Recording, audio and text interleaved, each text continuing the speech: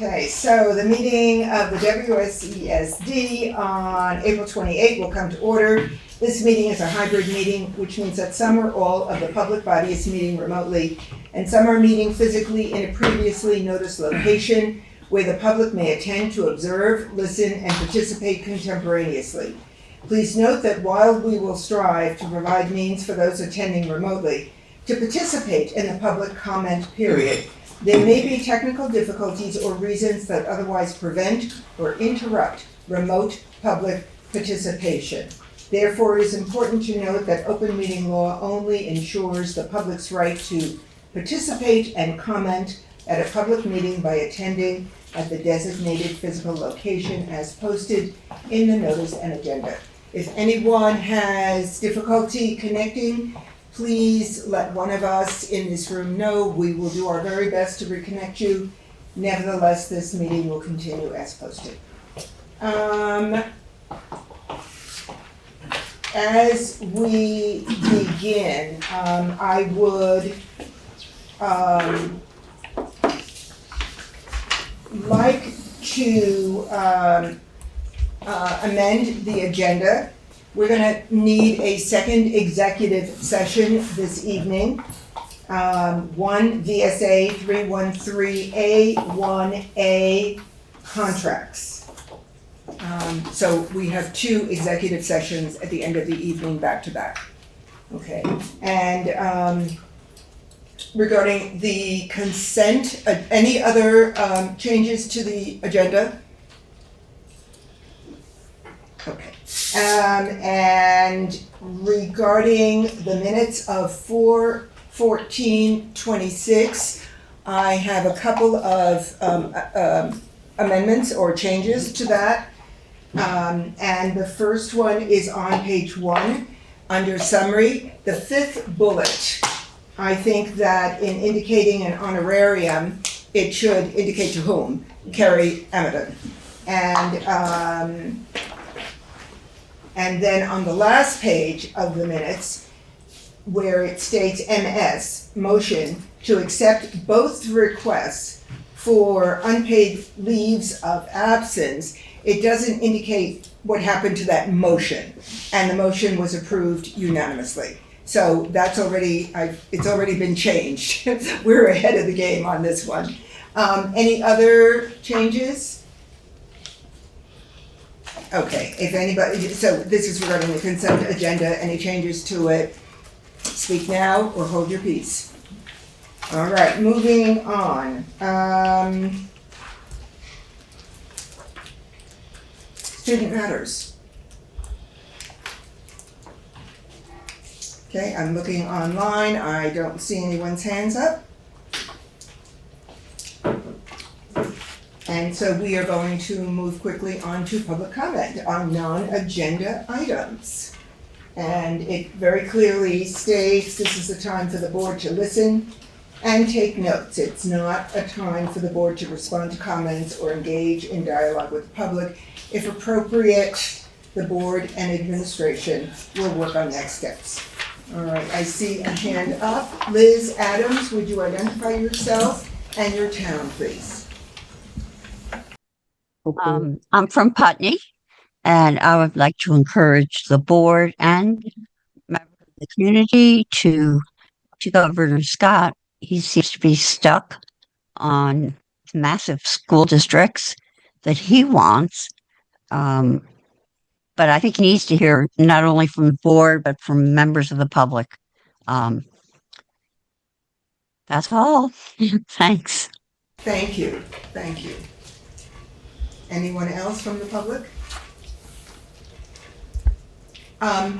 Yes, please identify yourself by name. Hi, everybody. Ricky Davidson from Brattleboro.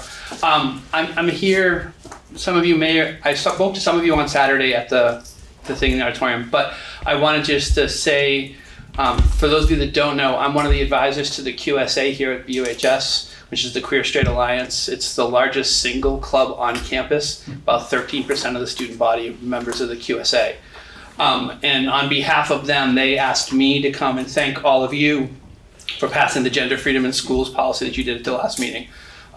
They the Friday before break, we had our regular meeting. I spoke to them about it.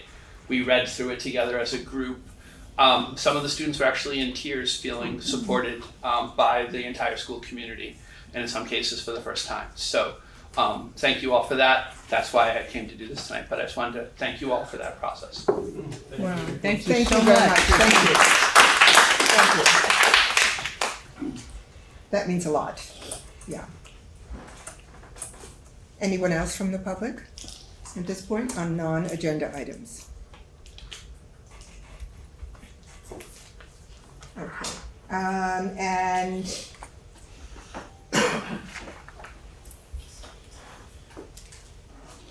we do have, hello, how are you?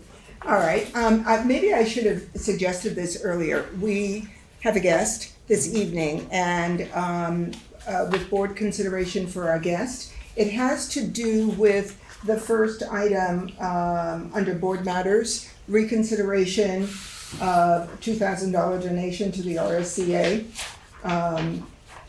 Yes. I just want to also acknowledge that I just want to make sure that the administrative presentation, which was positioned before it, Yes. there are staff that have come specifically for that. So there's going to be waiting one way or the other. Then but the so be bulk of it. is So be it. Okay. There's always push and pull. We'll stay with the agenda as noted. Okay. And so we are up to the administrative report. All right, thank you. So we'll start with a couple of resignations, and then we have some new hires as well. So resigning, Kyle Ford, grade 6 teacher at Academy School, and Nicole Awad, career foundations teacher at the Career Center. All right. Is there a motion to accept those two resignations? So moved. With regret. Second. Okay. Discussion. All those in favor, please indicate by saying aye. Aye. Any opposed? Any abstentions? Thank you. Okay, for new hires, Julianne Giordano, a pre-K lead teacher at Putney Central School. Samantha Petit, assistant principal at Academy School. Cheryl Doobie, health careers instructor at the Career Center. And Caitlin Fayola, a grade 3 teacher at Oak Grove School. Is there a motion to accept these new hires? So moved. Seconded. Okay. All those in favor, please discussion. All those in favor, please indicate by saying aye. Aye. Any opposed? Any abstentions? Welcome. All right, super. So we do have a presentation tonight. Mike is going to present to us from the HR corner some data that's been tracked over the course of the year. Yes. As far as using this thing? Yeah, that'd be good. So while Mike is getting that set up, I do want to review a couple of dates as well. That we I confirmed this afternoon at the board admin retreat planning session. So the date 6/10 on the presentation calendar was reserved for the summit presentation. We've shifted the focus of that date. It will now be on a continuous improvement plan showcase. So the focus of that night will be school CIP presentations and the district CIP presentation. And then the admin board retreat will be held on the day of Monday, June 22nd. And that's a full day event. And we're gonna build the summit presentation as part of that agenda.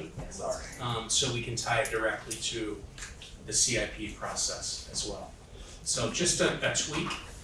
We're still gonna cover the same material, just a shift in the order of the material. Can I ask a question about that? Yep. So you mentioned which day? Well, the 10th? Yeah. Okay. So is there a WSESD meeting on the 9th, or is there not? I don't believe there is. Well, right now, we're not sure. Okay. Okay, I have a big question mark next to it. The only reason, it feels intense to have the two back to back. The only reason that we might keep it on the docket for now is if some urgent business came up. Okay. Okay, so And that's also Demerson's graduation, just as an FYI. we, yes, we're aware, at Demerson's graduation, and I believe the 10th is Van's graduation. So we're packed that, throughout that entire period. We went through dates earlier today, and it just is, it's overwhelming. So for now, just put a big question mark next to June 9. Okay. Okay.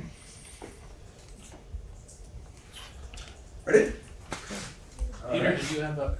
I was wondering if this presentation could be shared on Zoom. If you sign into the Zoom mic, I can. Okay, how do I do that? Just invite him to the Zoom, whoever's on it.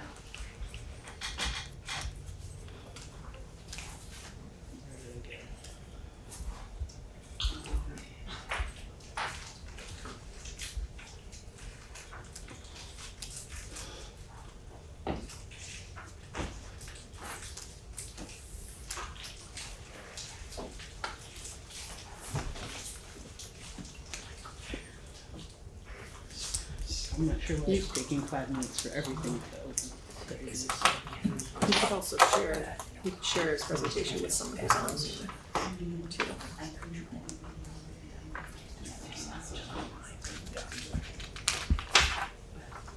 Okay, Mike, an email should come from you. I guess it usually takes a minute or two.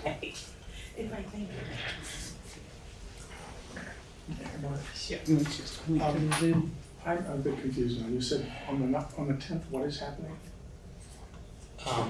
We're gonna be doing a continuous improvement plan There showcase. we go. So that is an SD meeting. Yeah, but it's taking place on the 10th, not the 9th. And it's on our calendar as a summit. Right. Right. And the big question is for the night before, which is an SD meeting listed as board business. So that's the one that we're not sure about.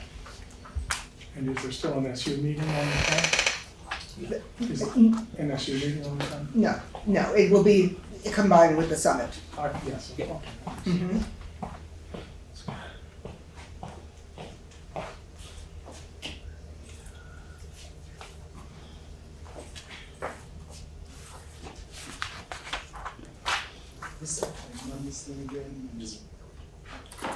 Who are you asking, me? Yeah. No, don't ask me.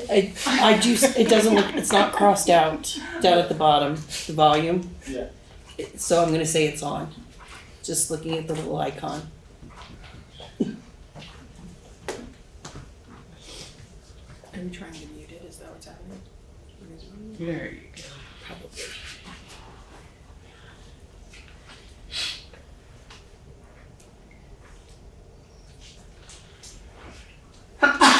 Bless you.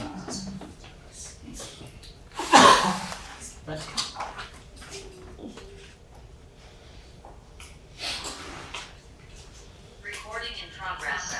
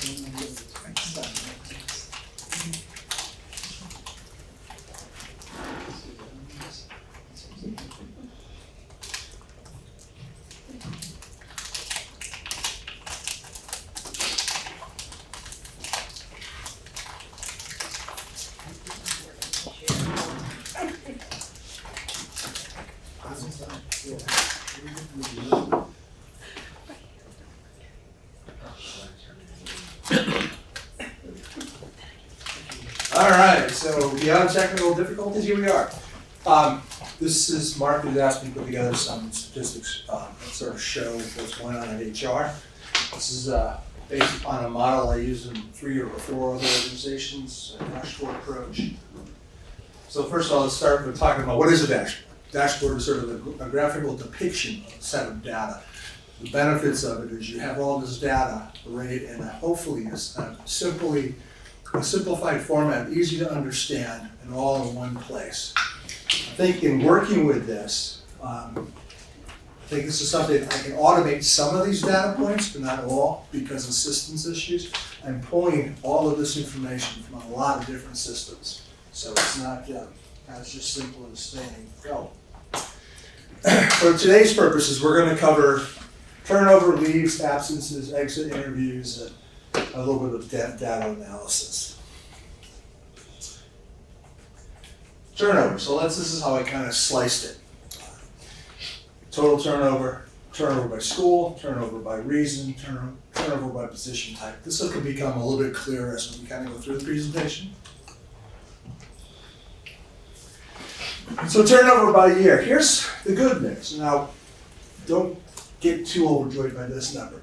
We're early in the game. We just heard 2 resignations tonight. I'm sure as we kind of go through the contract process we're going through right now, we'll hear a few other resignations. But you can see 2 years ago, we were at 134. Last year, down by about 20% to 112. If I had to guess, I'm going to say we'll probably be around 100 this year. So that's positive. It's progress, right? Turnover by reason. Voluntary resignation is always the sort of chief reason for us. You can see it by year, 2 years ago, a year ago today. Retirement is always sort of a new reason for us.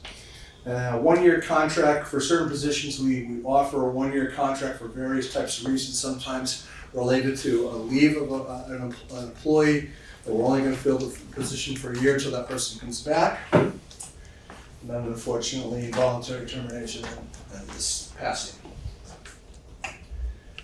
By job type, so you can kind of see, again, by year, 2 years ago, last year, this year, who left us.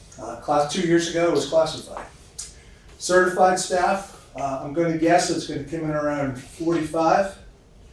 Non-union staff and non-admin staff. By school, again, this one's a little bit hard to read. I apologize. I was trying to figure out how am I going to put 3 years worth of data for every school, so it kind of makes sense. But yeah, the obvious is our bigger schools have higher rates of turnover. So the gold is this year, last year, 2 years ago. Any questions so far? This is probably the most convoluted slide of the group. Leaves. I'm showing leaves because when we get to the question of, or the data set for attendance, I want you to remember back to this slide when we talk about leaves. So when we define leaves, we've got a couple different types. Probably the most familiar to everybody is FMLA. And just a reminder, to qualify for FMLA, an employee has to meet 2 prerequisites. One is they have to work 1,250 hours, that's federal law. We have certain positions within the organization that do not reach that 1,250 hours each year. They just don't, that by contract. And the other prerequisite is they have to have been with us for a year. So when I go over some of the data, we talk about why there have been denials. This is why, because of these reasons. Just because of people in Zoom and just everywhere. Would you just define FMLA, please? Oh, I'm sorry. That's okay. The acronyms are always a problem. Family Medical Leave Act, it's the federal law. Question? Yeah, but are you done? Sorry. For now? Okay. Is the 1,250 years, is that in a school year or a calendar year? Do you have to do hours? Do you have to do those hours before you take the leave? The employer has the opportunity to define it. Typically, there are 3 ways to define it. You can define it on a calendar year basis. You can define it on your fiscal year basis, or in other words, for us, the school year. Or you can define it from the point in time the person applies for the leave back, 1 year back, as a look back. Does that sort of make Yeah, sense? thank you. So, we also have contractual leaves underneath the different contracts, so there are those sort of leaves sprinkled into this as well. So again, by year, 37 in the current year, 46 last year, 65 the year before. I can tell you next year we're gonna have another number, a high number. We've got a lot of people that are gonna have babies in the next year. That's always a good thing.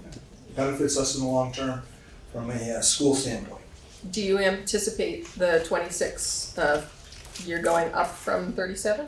Not a heck of a lot, because all we're talking about is a couple of months. Okay. So we'll get 6-7 weeks left. That's probably what, I'm not great with math, but maybe 15% of the school year. Maybe going up by 10. Again, here's the concept of ineligible, approved, denied. So, I wish I had mine here. Sorry, I apologize, I wish this was bigger.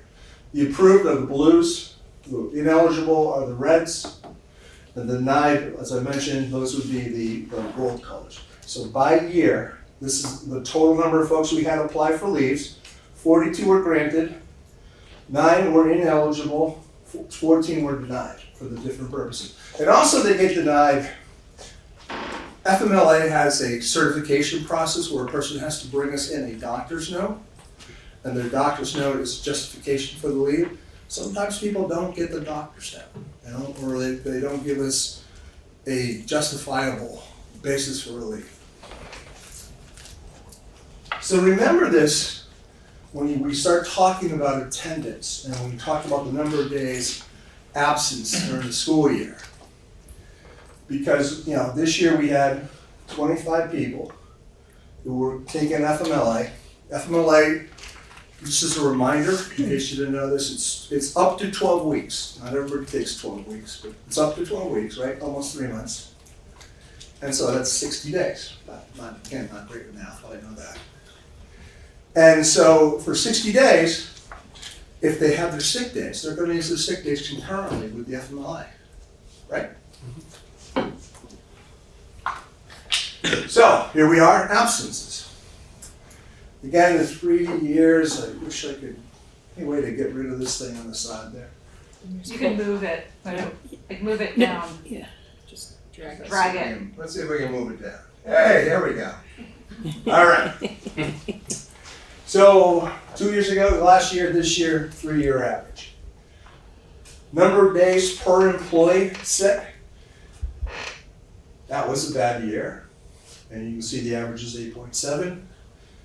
Then we have situations where I broke it down by the number of sick days per person.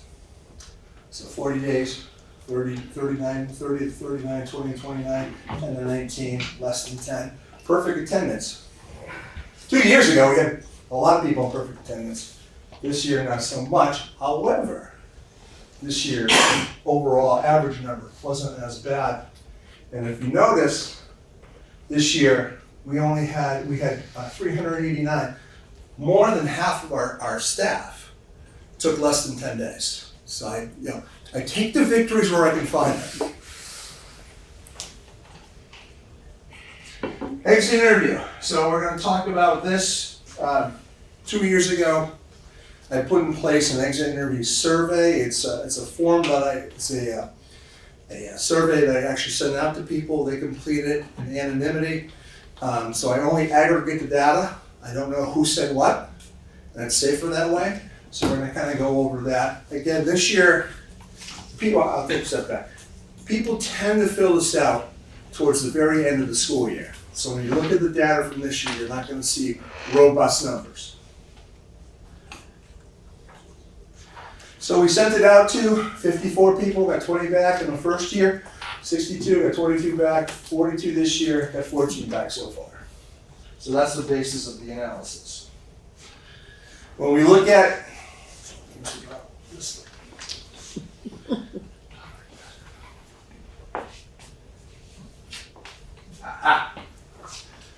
the overarching, the 3 big reasons why people leave: other job, relocation, retirement. Those are the biggies.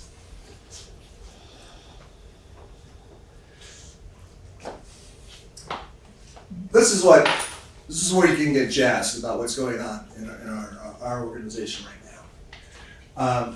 Exit interviews, job satisfaction. I pulled out, from an HR standpoint, some key elements that are important in terms of doing an analysis for exit interviews. Overall satisfaction with folks' job. Very satisfied, satisfied.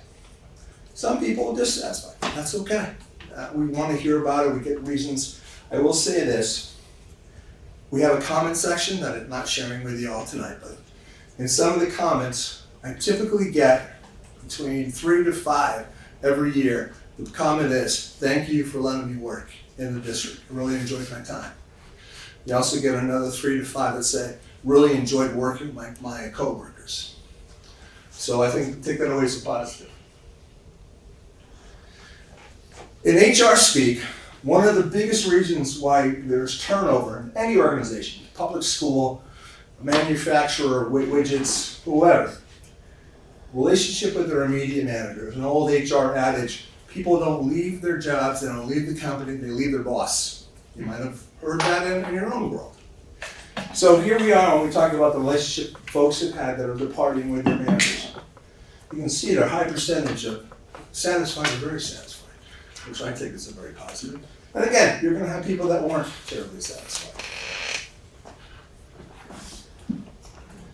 Recognition, again, another key factor why someone might leave an organization. They don't feel like their efforts were recognized. They don't feel they were appreciated. But here, you can see that people really did feel appreciated. So again, I take that as a positive. Important to this community, important to our school district, were they treated fairly? Did they feel they were treated equally? And the overwhelming numbers are very positive. So,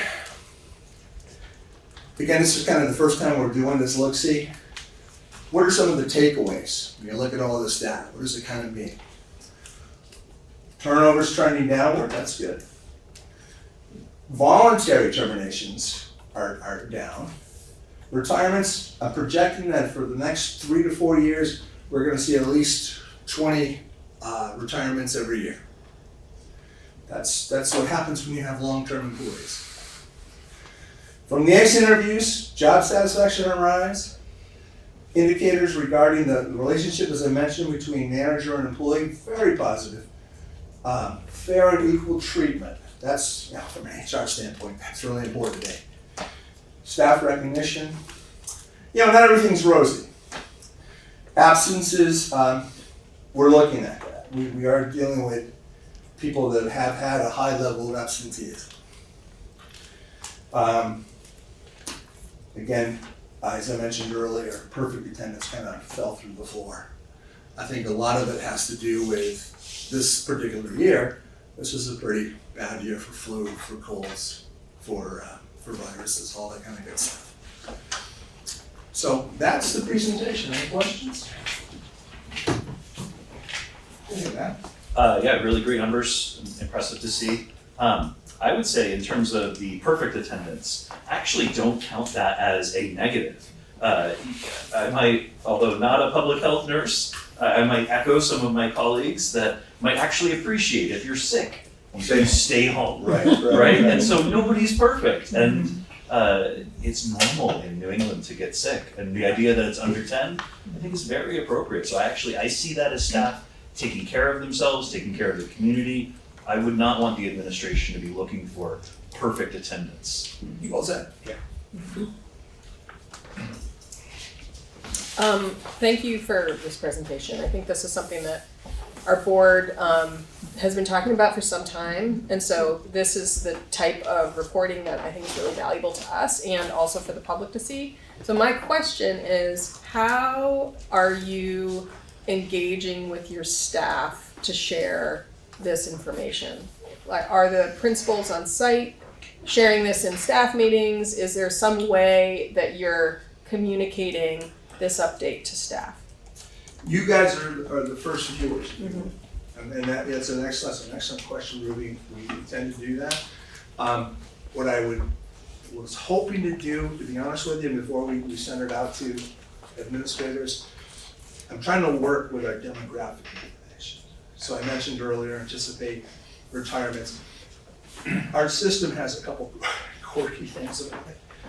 And so I'm trying to work on that. As a matter of fact, next Thursday, we're meeting with Tyler. Tyler is our payroll HRIS folks. And so we're talking about different reporting and what can they help us out with. So I'm hoping that before we do this sort of presentation, and I apologize, I don't have it now, but again, I'm just the HR guy, I'm not the tech guy. You know, I want to have that sort of data in pocket so I can share that with them. Maybe even by the time we get to the board retreat with admin, we can have some updated data for you all. My fingers crossed on that. As a follow-up to Ruby's question, what are you looking at in terms of demographics, potentially? Age of staff. Yeah.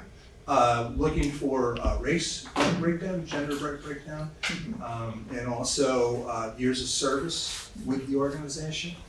So those sort of things, if you have any particular needs, let me know and I can see if we can pull it out of the system.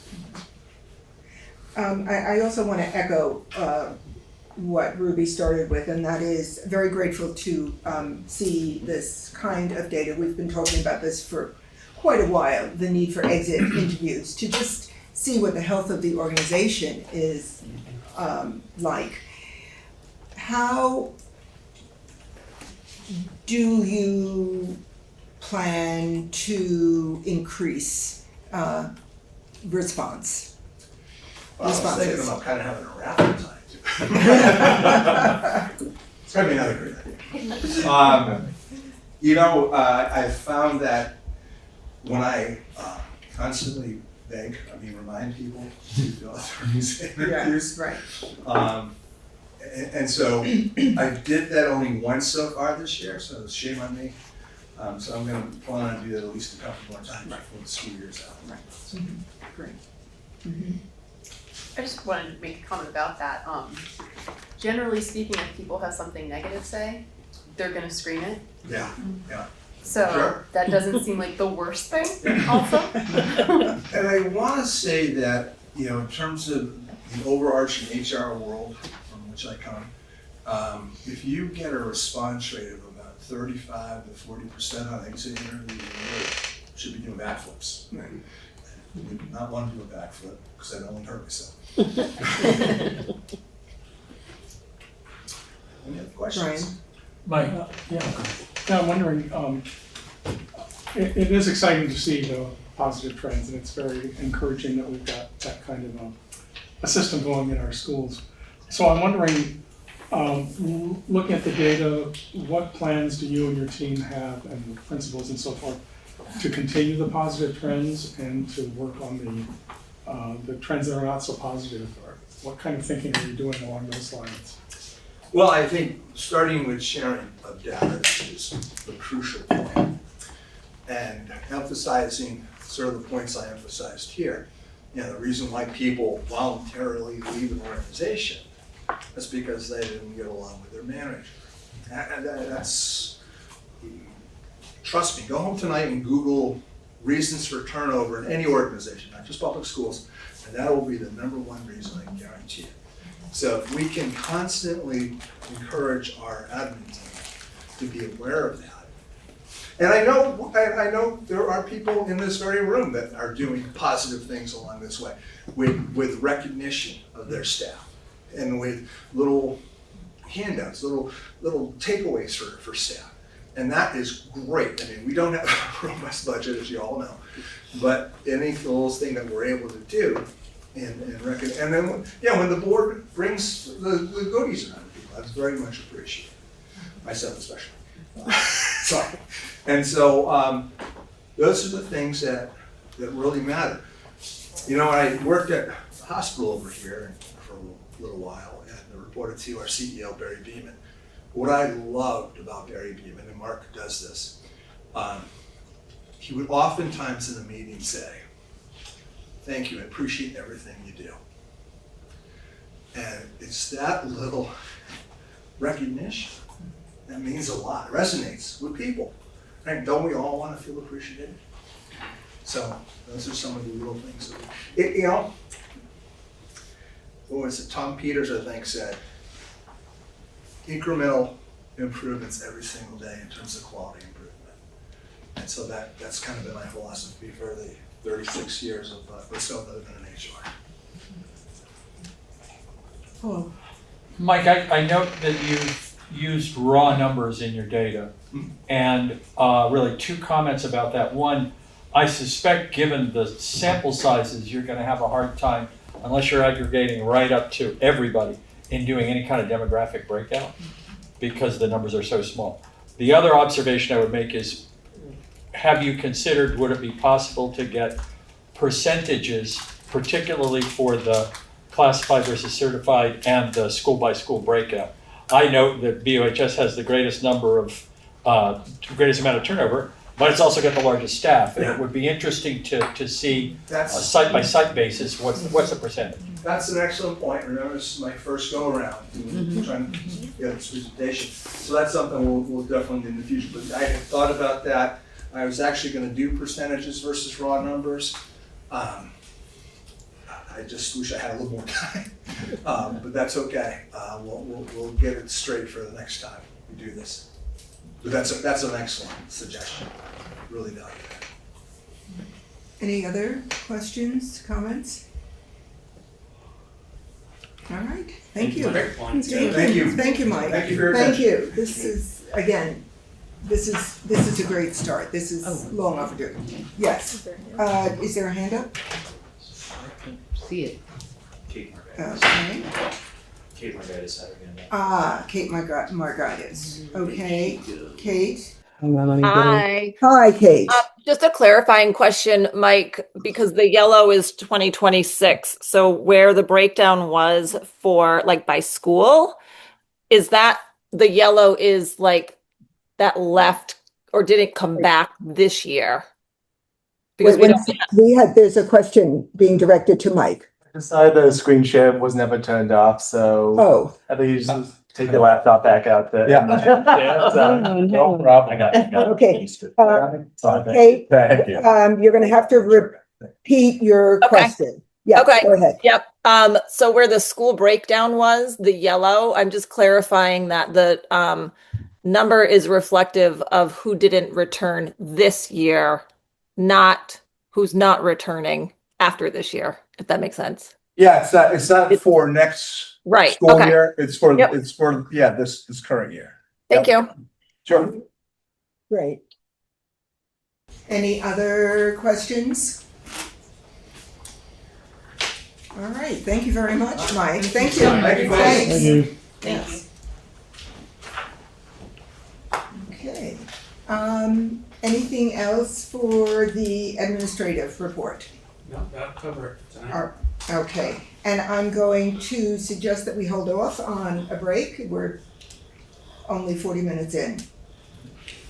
So we are up to board matters and reconsideration of a motion for $2,000 donation to the Rural School Community Alliance. The original motion made on March 24 did not pass.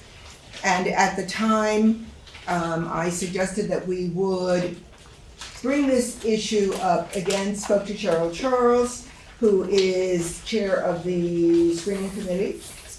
Steering committee, sorry, not screening, steering committee, who said she would come and give us a breakdown and maybe answer some of our questions. So, yes, thank you. Maybe if I stand up front so I can Yes, see sure. everybody, I'd be happy to do that. Yep. So I haven't met all of you, but I've met some of you, and I'm certainly, I actually chair the Westminster School Board. I'm in my 11th year as an elected school board member, and I chair the Windham Northeast Supervisory Union Board for about 3 years in that role. So what in the world is the Rural School Community Alliance? I think you guys have heard a lot about that, but it actually came into being around a year and a half ago. It was January 2025 when Governor Scott, let me just put this stuff down, I don't need to hold it, excuse me. When Governor Scott put forward the proposal to create 5 mega districts in the state. And a number of us were pretty concerned about how that would dissolve every local school board, that would create very large entities, and what would that do for kids? And would it in fact help any of us save money? And so very quickly, there's 5 of us who were in different parts of the state, and I would say 4 out of 5 of us had known each other through the Act 46 years, through the merger situation that many of us were involved with early on. And looking at all of that, we thought there was a real need to look at what was going on for rural communities. There was a real threat that consolidation would lead to school closures, and especially for small rural schools, and especially for elementary schools.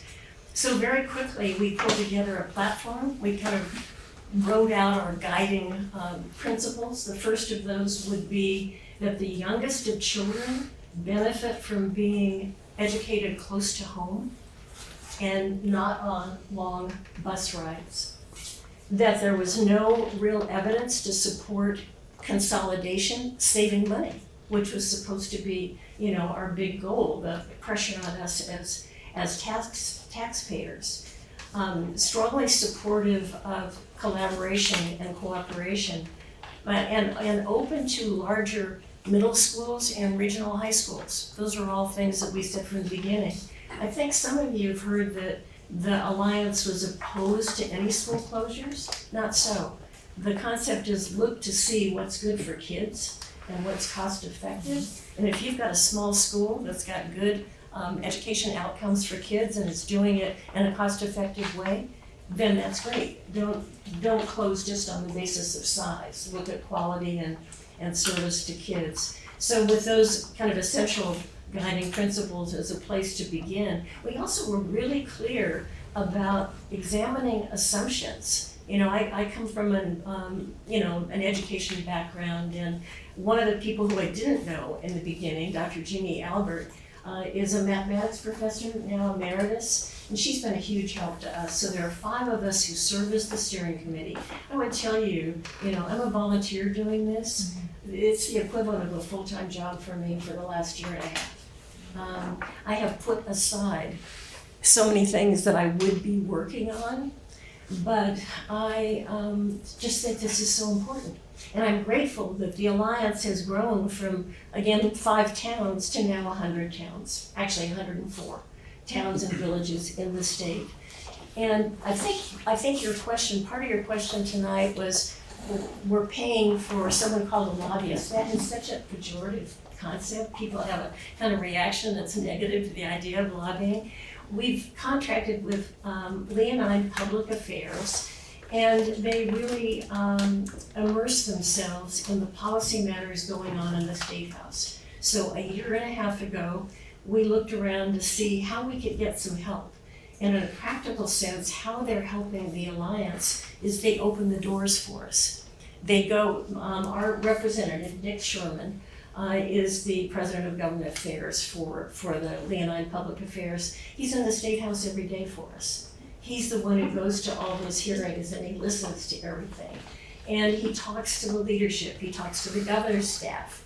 He talks to the House leadership, their staff, as well as the Speaker of the House. And he talks to the Senate leadership. And so he's been opening the doors for us. But what he carries as messages is what we create. We're the ones who create the stories and the messages and the points that we want to make. And so as a result, we've made a really positive difference. It actually amazes me how much we've been able to get done in the last year and a half. I think probably one of the most dramatic examples of that is the redistricting task force that was created, that was supposed to be charged with creating maps to merge districts throughout the state. And they ultimately said, no, we don't think that's a good approach, and they didn't create maps, and they said that cooperative education service areas, CESAs, or what had been called VOCES, were a more cost-effective and more positive outcome approach. Now, more recently, the House has actually backed off from their approach to forced mergers, and they also in 955, their bill that just passed out and has now moved over to the Senate, they also have recommended the shared services approach.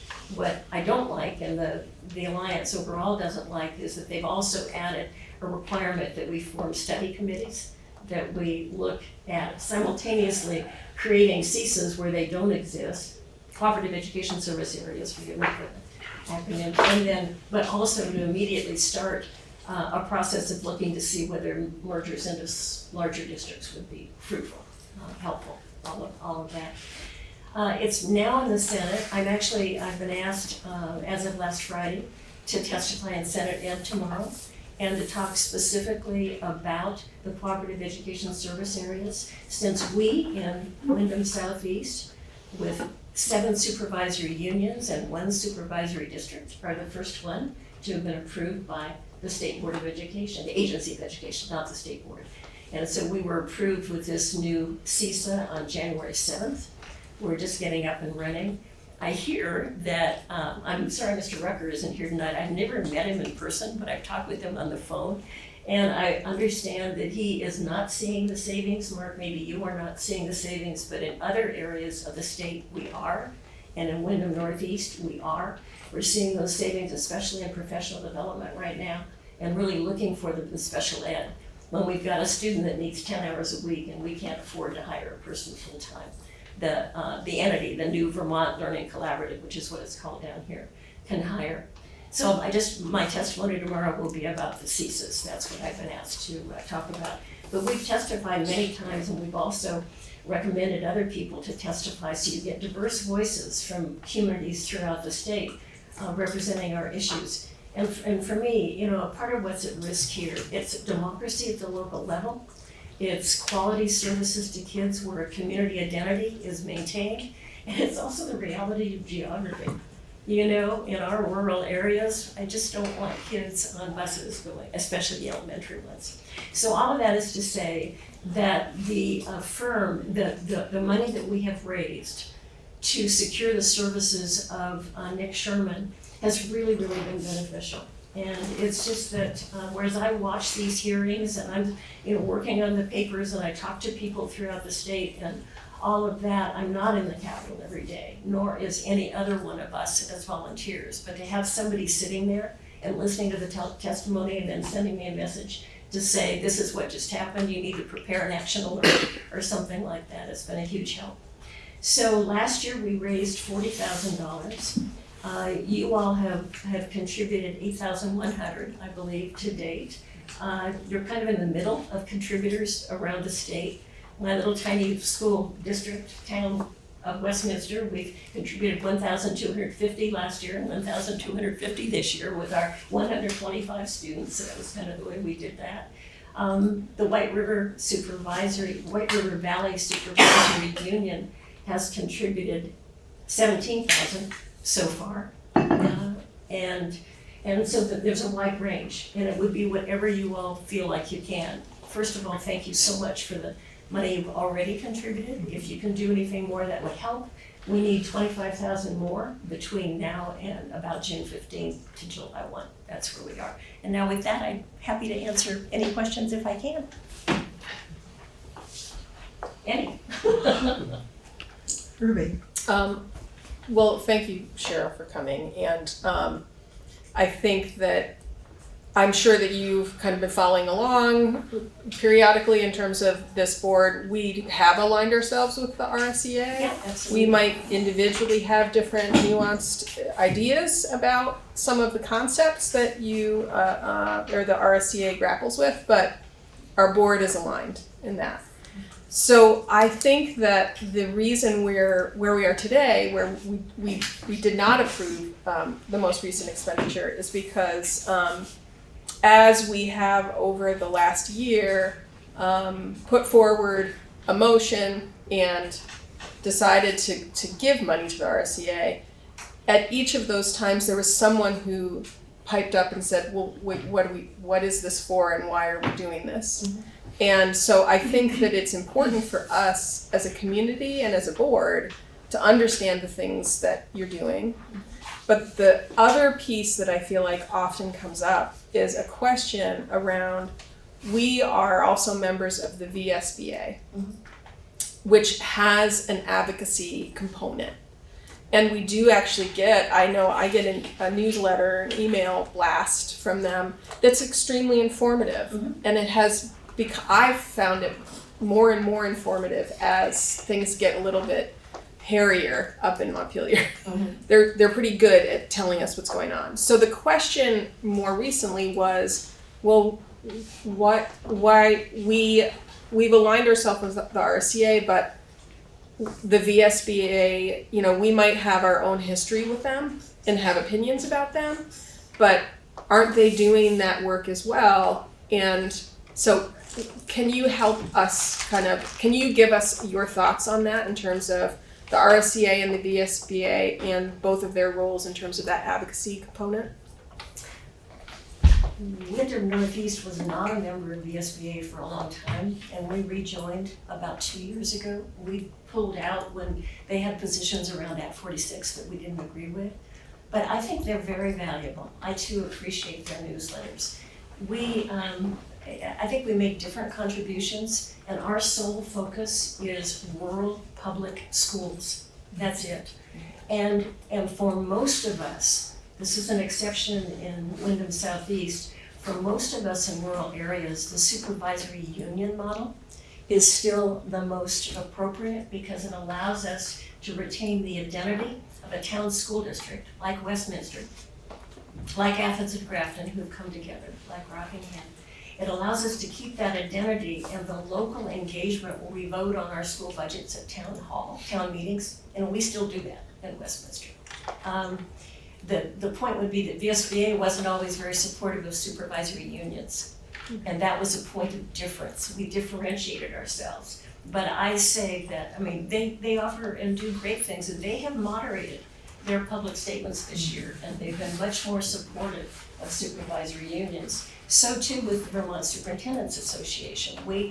They were not supported, nor the Principals Association, of supervisory unions. And I would again say for most of us in rural Vermont, that model helps because where towns are so far away from each other, if we're all merged together, it just makes it that much more difficult and our local people are not as engaged. So I value them, we just don't always agree. Matt, yeah? Yeah, thanks. I think part of the conversation that we've been grappling with too, along each step of the way, there were times when what was happening in Montpelier wasn't particularly clear. And some of that ambiguity left us a bit worried about what it would mean for our district. Numbers like schools of less than 400 students would be shut down, hit home to Windham Southeast really clearly. And it made it easy for me to say yes to a donation. I think philosophically, like Ruby said, we're very much aligned. Where I'm starting to struggle a bit more about this specific ask for 2000 is, for me, the direct tie before was very clear. 400 students, we might be forced to shut down some of our schools. Things don't seem as unclear in Montpelier now. And so I'm looking for, with an ask of $2,000, I'm looking for what is the direct tie to our district and sort of where, as I'm looking at responding to and having to be accountable to our tax base here and our the folks that have elected us, where is the tie back when our district is not under as much pressure right now?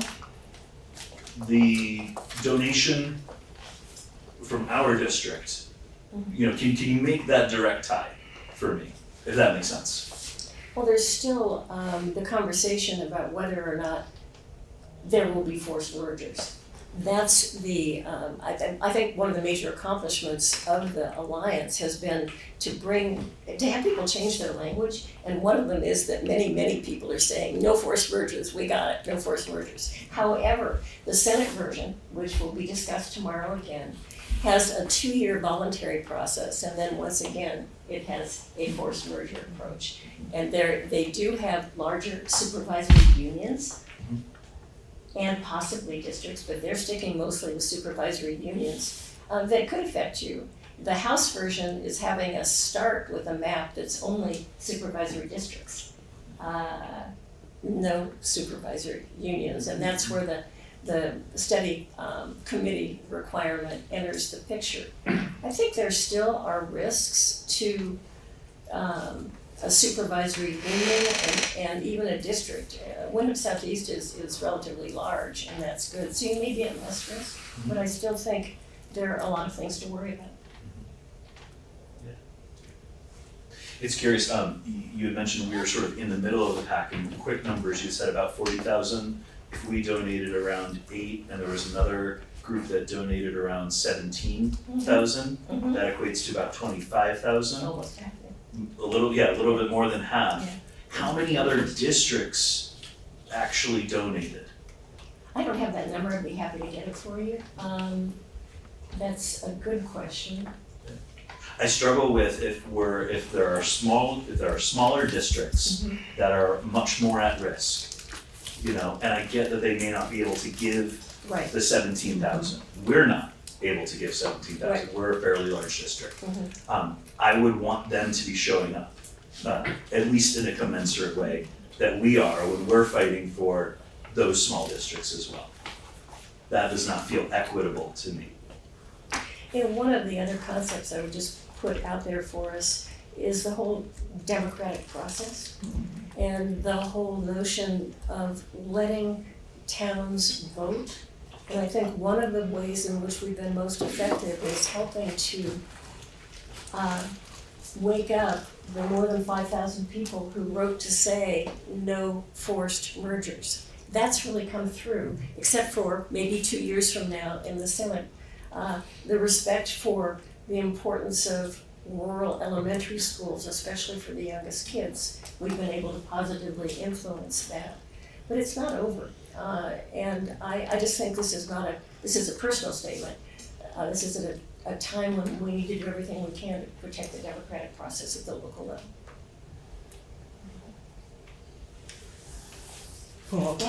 Yeah, I'd like to query a little bit more this first plank on the platform, which states we support Vermont public schools of all sizes. And I guess the question that I have is there a minimum school size or a minimum, for that matter, a minimum class size below which educational opportunities for students becomes moot? I think we've advocated for an evidence-based, research-based approach to that, answering that question. Right now in Act 73, there are class size minimums. They won't go into effect yet. The Senate is looking at possibly dropping them completely or allowing more flexibility for schools. That is something that would affect you, by the way, the class size minimums. Chris Hodgson, who was principal of Bells Falls Union High School for a long time. Oh, that's right, I know, he's teaching aeronautics here, which is fantastic. Yeah, he testified recently. He talked about his experience as a high school principal and how they had to create the master plan every year. And if he had a class size, of 17, let's say, for the high school students, and then 3 kids dropped out at the beginning of the school year, would he not offer that course? So he really made a case for flexibility. That's something that I think is important and we don't yet completely have there. But there's another aspect to it, Paul, and that's if a school looks to be too small, have that used to be that the Agency of Education would provide technical support. And rather than simply closing the school, have a thoughtful process where the citizens can get involved, like Brattleboro just did, like Athens and Grafton is meeting tomorrow night to talk about it. Let the community be involved in trying to figure out and look at research and look at evidence, but I don't have a formula for you to say this is the perfect school size in a rural area or the perfect class size. No, that wasn't what I was asking for. Specifically, my question was, does the Alliance have a sort of a benchmark below which, No, we haven't established that. No. If we did, we'd be looking at. So it's a little unclear to say we support Vermont public schools of all sizes. Okay, I heard you. The second piece, this is a sort of a concern that I have in Googling, as everybody does, the Vermont Learning Collaborative. One of actually the first one that came up is a CAUSE IQ website, which provides financial information on nonprofits or on cause-based organizations. And it mentions, it sort of fairly prominently, a $25,000 Freeman Foundation grant, which is a pass-through. I mean, the collaborative gets it, and has got it for many years, but it's passed through directly to Windham Southeast. So it's what I would ask is that you contact whoever creates this website, because it's a little deceptive. Vermont Learning Collaborative is the Southeast Vermont. Right, but you work with them, right? Well, and we all do. And we're using them as an example of a viable BOCES, a viable CISA. Oh, okay. Right? And I'm a little concerned that what's showing up is that they're getting a grant that isn't there. I didn't see that, but I talked to Jill Graham, the executive director of the Vermont Learning Collaborative today, since she will be testifying tomorrow, as will Sherry Sousa, who's the superintendent of Mountain View.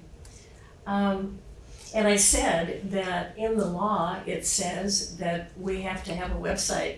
The Vermont Learning Collaborative, or whatever this is, needs to have more information. And she said, we're waiting to have the agency and the legislature tell us what our name is going to be. So she didn't want to invest in everything that's needed to update that. But I don't know for sure what you're looking at. There is a Vermont Learning Collaborative website.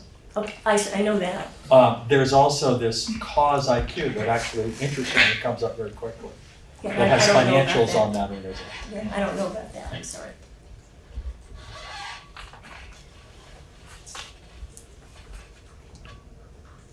Hey, we're all in this together, you're looking so sad.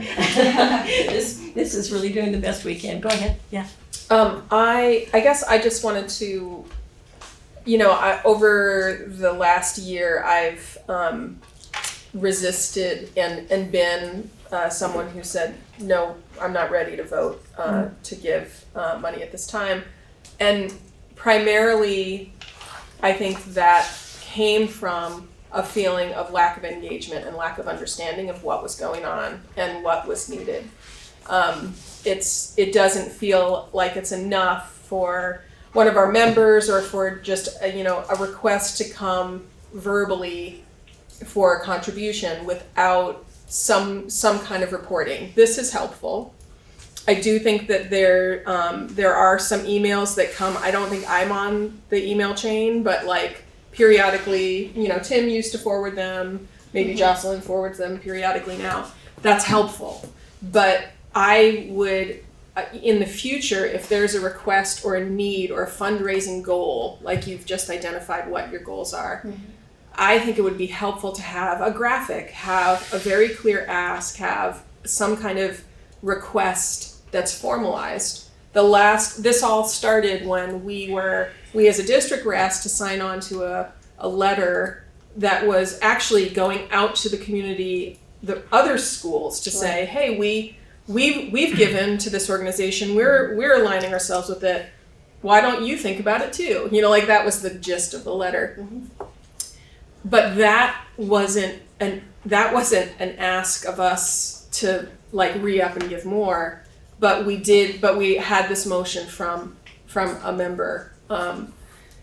So that it was it's just a little messy in terms of what's being asked and what the expectations are and what the overall goals are. So I at this time, I feel satisfied. I continue to think that the RSCA is doing good work. It seems to me like the RSCA needs support, and that is being very clearly laid out. But I would just reiterate that going forward, and there really needs to be a clearer ask and some kind of reporting or documentation that helps us as a board kind of make this decision. I appreciate that. Was there somebody over here who wanted to say something? I'll respond to that in just a second. Right. I guess I'm not feeling convinced. I think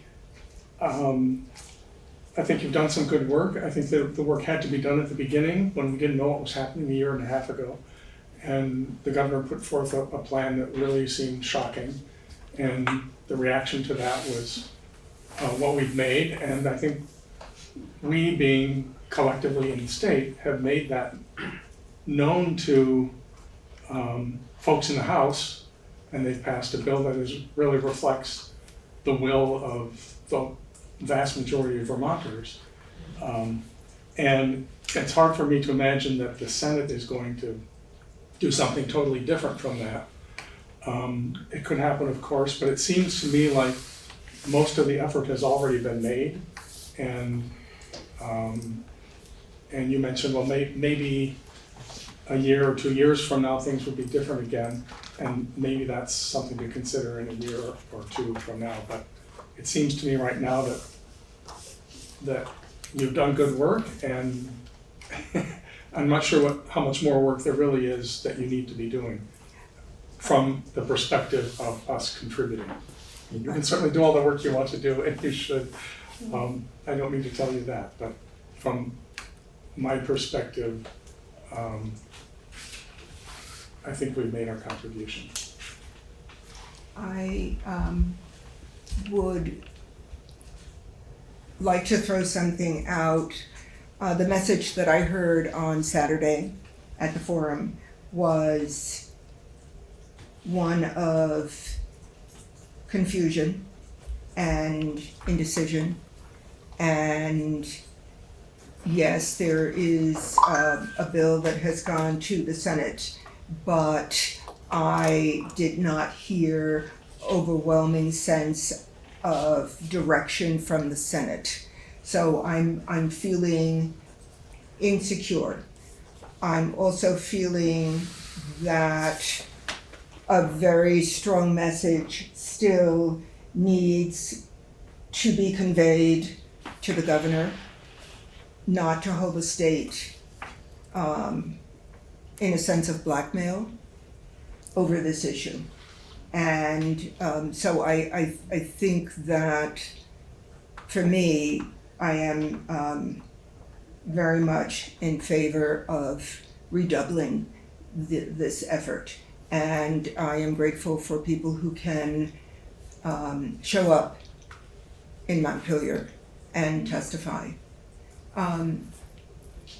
Jocelyn. To your point, Brian, about revisiting in 2 years, my understanding, and I could be wrong, is that once the Senate votes, that 2 years will be set in stone. And we won't have something to negotiate in 2 years. So. To Ruby's question a little bit ago, the structure, again, this is an informal organization. It's not even it's not a 501c3. We're under the umbrella of the Vermont Rural Education Collaborative. They have accepted the monies for us, treat us as a project. And we hope not to be around for the long term. We hope that we stepped up to a challenge that was a big deal at a certain point in time. But we had one point of contact for each member district or town. So Anne and Deborah are the recipients. And I think they make the judgment how much to share, but I don't send out to every individual school board member. I just forwarded what I got today to everyone on the board, and that's the second email, that's the chair's email addresses. Okay. Yeah, we send out a lot, and I think it's a fair question, and I'm sorry that maybe I didn't suggest a more robust process for you, but we felt that we should have a designated representative for each member rather than or somebody else emailing everybody. And there's far more than you want to see, probably, so, but there's a lot. Everything from op-eds, some great op-eds have been shared this week and last week that are going on around the state. But anyway, communications can be improved, and I take that. Thank you. And I do think that there's been a recent turnover in the board in terms of the individual who has been the point person for the most part, sharing that information. So this is a heads up for those of us on this board that, right, we need to assume that mantle. Okay, so given the discussion that has taken place, where are we as a board? Is there a motion that a board member would like to make at this point? I'll make the motion Jocelyn, um, to, I guess, revisit the, $2,000 donation to the RSCA. Are we revisiting or are we just making a motion to do it? I guess to do it, sorry. Okay, just wanted to make sure. right, because, so the motion is to, To donate $2,000 to the RSCA. Second. discussion. Any further discussion? Okay, yes, Nancy. I have a question as a Vermonter, not as a school administrator. My question is, you talked about needing to raise $40,000 by the end of. 25,000. 25,000 by the end of June. Can you tell me what that will be used for? Yeah, it's paid for it's $10,000 a month, so it's 2.5 months to the firm of Leonine Public Affairs. So there's a whole staff involved, but the person, Nick Sherman, is our regular contact every day. Okay, any further discussion? Point of order, Madam Chair, I'm sorry. did you want to do a second or not? If we're doing small boards, we don't have to have a second. I didn't hear a second, sorry. Oh, there was a second, Okay. and there was a second, yes, right, yes. Brian, Thank you, Nancy, for asking that question. So the question after that is, that carries you through this legislative session? Correct. And what happens after that? Well, I think by the end, our hope is that whatever the bill is passed, and that we have positively influenced it for rural Vermonters. That's our hope. Yeah. This is part of what Deborah was talking about. We had 10 legislators that, you convened an excellent community forum. I don't know how many of you were there on Saturday, but it was outstanding. And so 10 legislators sitting there, and Nader Hashim, who's on the Senate Education Committee, was saying he's not fully happy with the version of the bill that's being discussed right now, and that things can change. Things can change. And this is what I'm told. This is my first experience to be so directly involved. This is not my world to be doing this. But that these 2 weeks are critical right now. What is likely to happen is that the Senate will pass something, maybe this week, maybe next week. We'll see what it looks like and what our position will be about it. And then depending on what it says, how congruent it is with the House version or not, there could be this committee of conference where they come together, 3 people from the Senate and 3 from the House, and try to work it out. And then we'll see whether the full bill then goes to each floor of the House for a vote. And then if it does, we'll see what that law says. But it's a critical time. It's changing quickly. any further discussion? All right, can we hear the motion again before putting it to a vote? Yeah, to donate $2,000 to the Rural School Community Alliance. All right, and so for now, we'll go with a voice vote. All those in favor, please indicate by saying aye. Aye. All those opposed? No. No.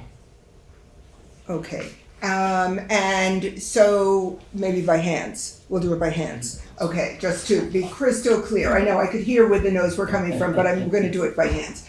All those in favor, please indicate by raising your hand.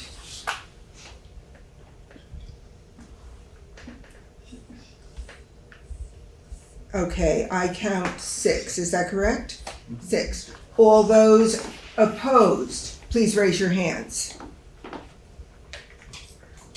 I count 3. Okay, the motion passes. The motion passes. All right, thank you very much, everyone. Thank you. All right. Thank you, Cheryl, for coming. Thank you. My pleasure. And may I say that I look forward to more conversations when this is over, because if anything like the House version goes through, we'll be talking. Yes. Oh, yes. We'll have a study committee, and we'll have a facilitator, and we'll Yes. be in the room trying to figure out stuff together, hopefully with a priority on kids, and our taxpayers at the same time. So thank you all. Okay, thank you. Yeah, thank you. So we're gonna take, I think, a 10-minute break at this point, and we will reconvene at 7:25. Okay, thank you. So, moving on with board matters, any updates on leadership councils? Yes. Green Street School is having their tulip shot this Saturday. We would love volunteers and we would love runners, walkers, any of the sort. We need some more people to work the trails. If anybody wants to hand out water, I'll give you a muffin. I'll give you 2 muffins and a spoon. It's a great event. It's the 14th annual. It'll be a lot of fun. And when is this taking place? Saturday morning at 10 a.m. at Green Street School. Green Street School, Green Street School. And you walk up in the trails by the ski jump. Yeah, so it starts at the school, and then it goes up around the trails and comes back at the school. Wow, okay, great. All right, any other leadership council updates? Guilford's still trying to set up a date, so. Okay. Hasn't managed. All right, moving along, I'm moving on. Oh, Brian. Oh, yes, Brian, sorry. Yeah, Early Education Services met, the Policy Council met yesterday.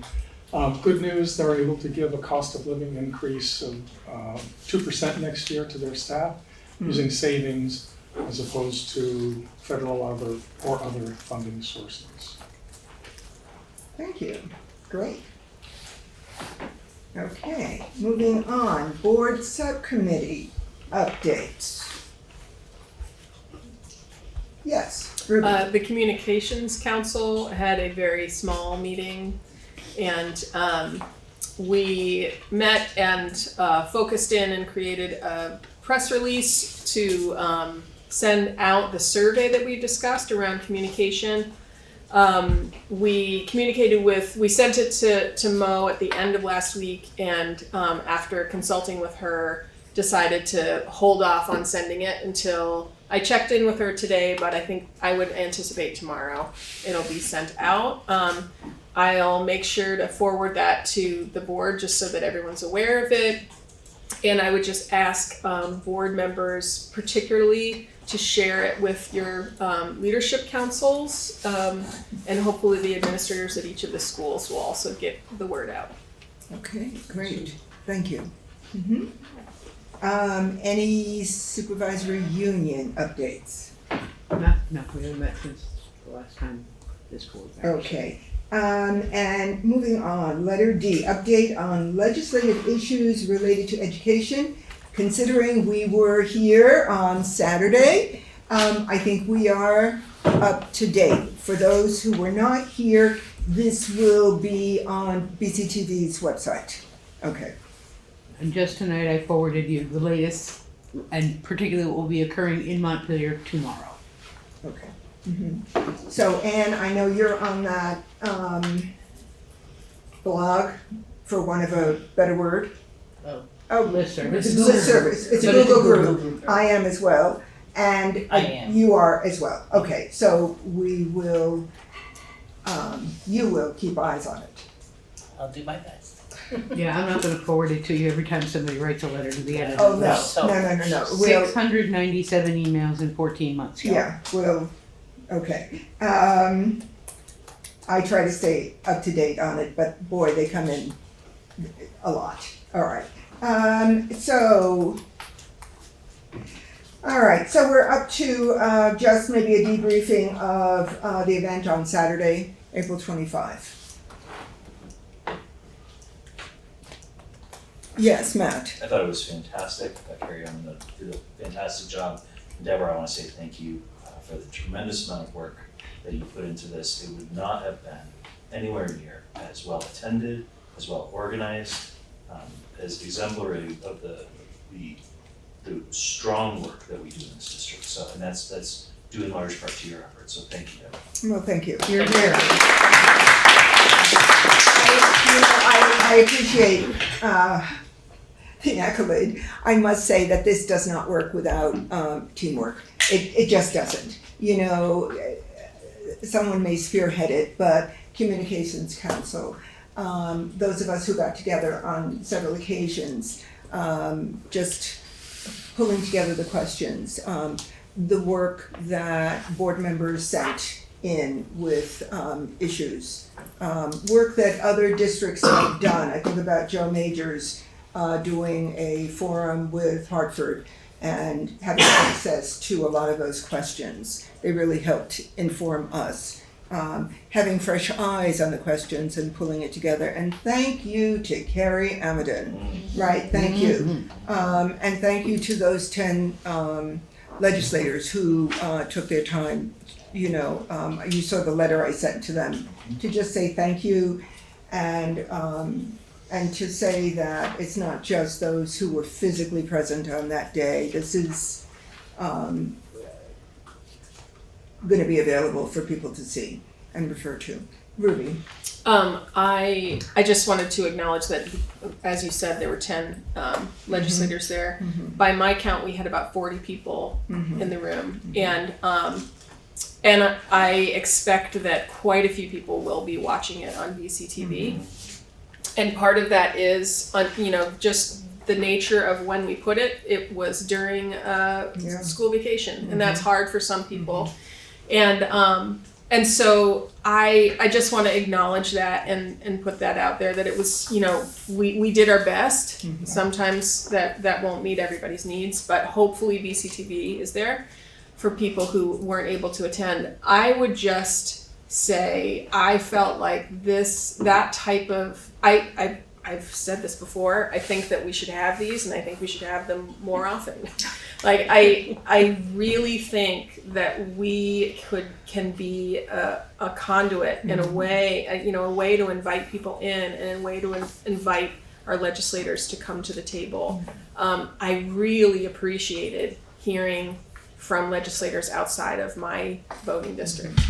And particularly if we really are on the precipice of something bigger, it's really valuable. So I would encourage us to think about planning something over the summer before the next school year, during the legislative session's pause time, just because decisions will be made, something will happen, deadlines will be, you know, something is going to come about.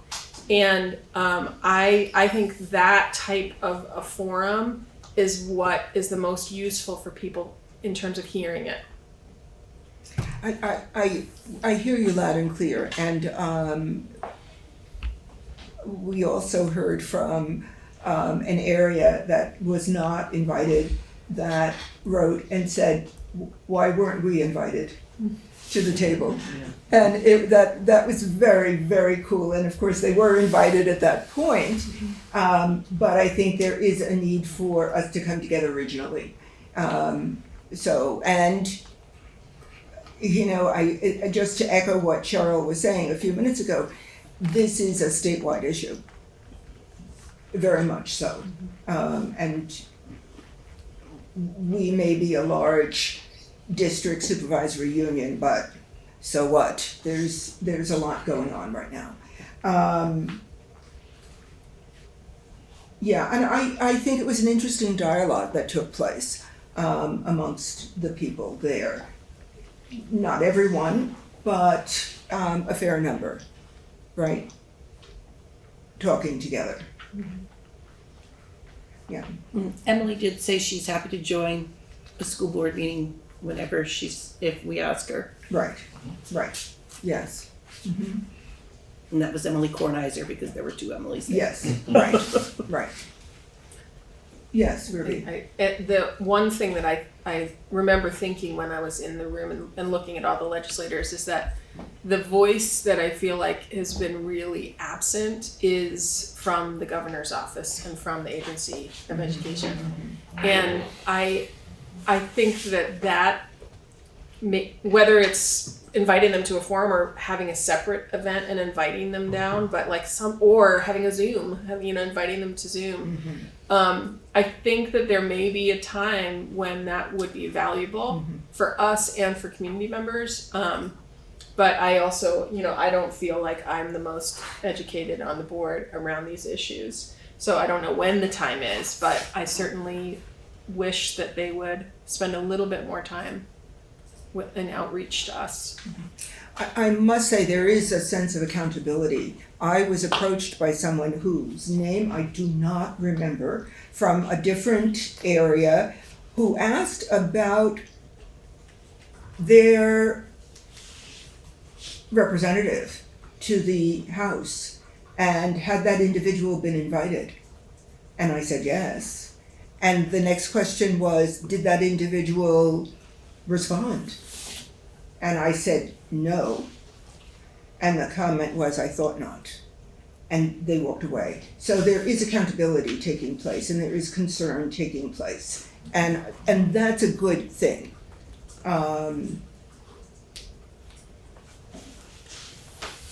So, okay, all right, we'll keep it going. Well, you will keep it going. We will keep it going. I think it's important as well. All right, moving on. We are up to letter F, a reconsideration of a board motion on February 17. And I'm reading the motion, that the WSESD board formally adopt a process in which a community member can email an address, I guess, that will be forwarded to all school board members, followed by a motion on March 24 to reconsider that motion regarding the establishment of a school board email that would be forwarded to all school board members. So we're trying to figure out where we stand on this issue of a front-facing email. And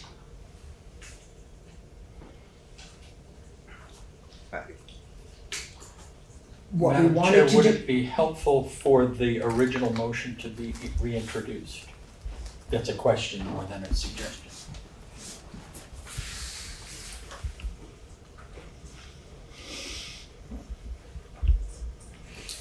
So if there's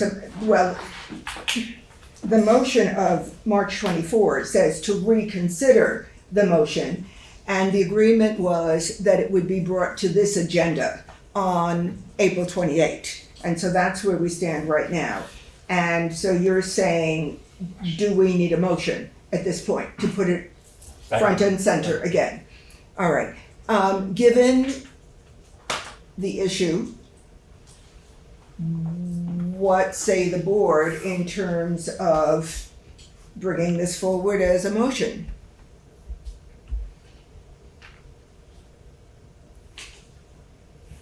Matt?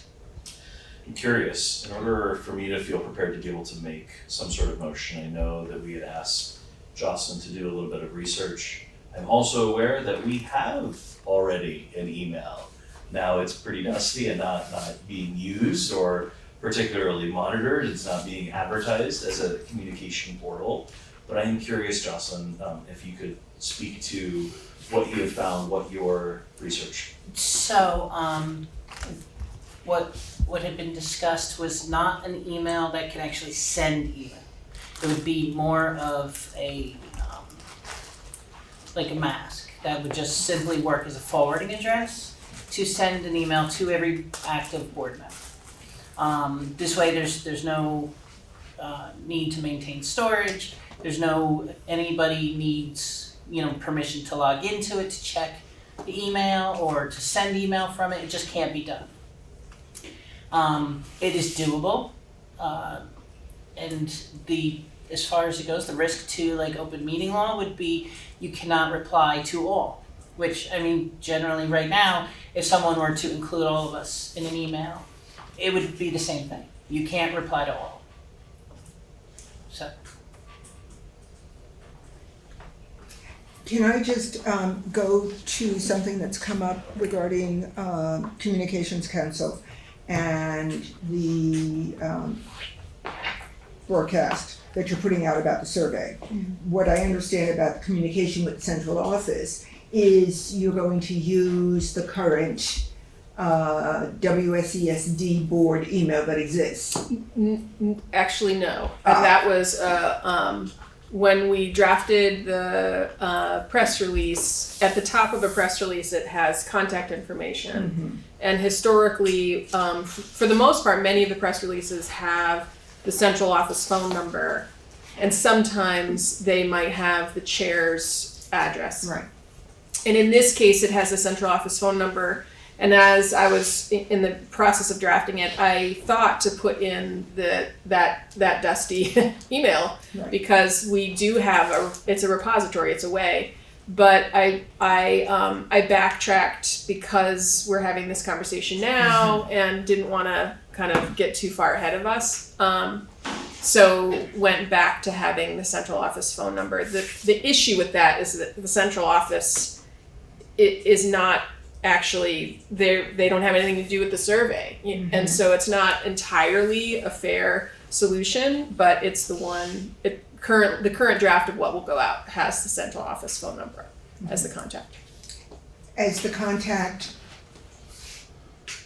for what? For the press release. At the top of the press only release. the press release? Yeah. But the So survey. if you have questions, if you have questions, go to the central office about the survey. Yep. And I think that isn't, when that existing WSESD board email address was created, that it was envisioned, I believe, to do just this, create a place where when the board has an action or something, we can put out, if you have questions, send it to that email address. That was kind of, that was what I understood. I'm sorry, that email address was actually invented because you have to have an email address for Zoom. It didn't exist before we started using Zoom. That was when it was invented. So it was never intended for anybody to use. It got out at some point, I don't remember when that was, but I remember when I would change computers or locations, I kept having to go to that email address to get a code for Zoom. Yeah. That was its entire purpose. It didn't have a greater purpose on the board.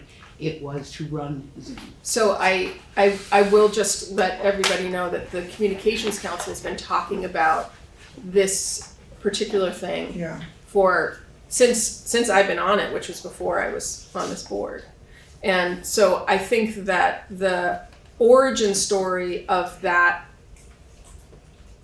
account there may be an origin story that is very, very tied to Zoom. I think that the intentionality and the use that was envisioned by the Communications Council has always been more aligned with what we're talking about now in terms of, and we used to, many years ago, when we would put out a flyer, it wouldn't say Deborah Stanford D. Stanford, it would say WSESD board at. So yeah. I'm a little concerned about the press release going out, having the point of contact being the central office, when the central office has nothing to do with the survey at all. I mean, every press release that we have has. I understand that, but it also has a board member point of contact about questions. And so I personally, I think that we shouldn't focus too much on the press releases happen and Mo manages them, and if they get a question that they can't answer, they will direct it. So I wouldn't worry so much about that. That's just the current existing protocol. I would like to, when I hear the language of the last motion, and when I think about the conversations we've had, I feel like there's muddy language that we are using around creating an email address that can be forwarded to everyone. Currently, we have an email address that can be forwarded to everyone. So if what we're really talking about is creating a listserv or whatever language we want that would allow us to create a platform where every single email that's sent to that is immediately forwarded without someone having to press forward. Like that's different than what we have now, and the language of the motion is not clear on that. And so that's where I'm uncomfortable with that, like we need to get a little clearer. Okay, Paul? First, I am absolutely in favor of having a designated email, whether it's the WSESD board or something else, that the public understands. If I send an email to that email address, my intention is to inform the board about something. So I'm in favor of that. I'm not in favor of an auto send, an auto forward, for the following reasons. One, any email that's advertised on the web is going to get spam. I just as soon not get spam. That's a minor one. Two, I'm worried about personal information that's really not appropriately shared with everybody on the board being shared automatically.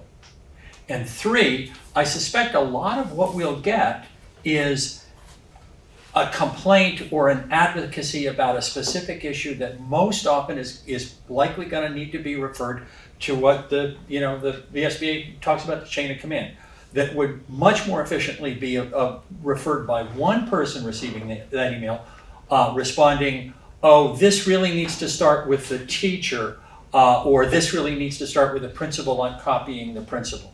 So that the whole board does not need to be seeing those emails and thinking, oh, well, somebody's going to, who's supposed to respond to this?